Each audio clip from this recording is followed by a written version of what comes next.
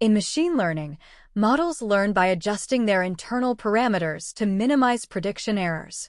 The challenge is, how do machines find the optimal set of parameters that results in the most accurate predictions?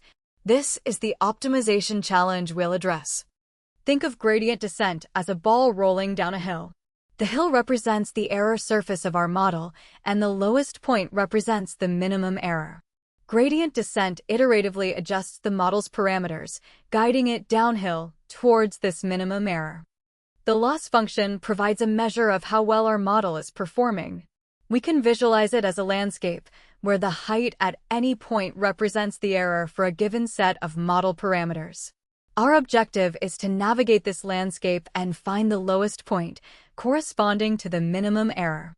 The gradient is a vector that points in the direction of the steepest increase of the loss function.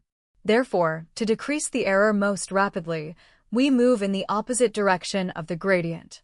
This is the principle behind gradient descent. The learning rate controls the step size we take in the direction opposite to the gradient.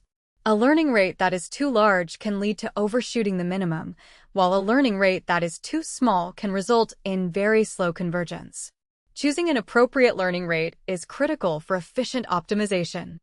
Consider the task of fitting a line to a set of data points using linear regression.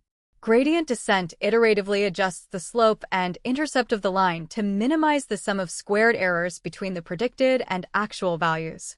This provides a clear visual demonstration of how gradient descent works in practice.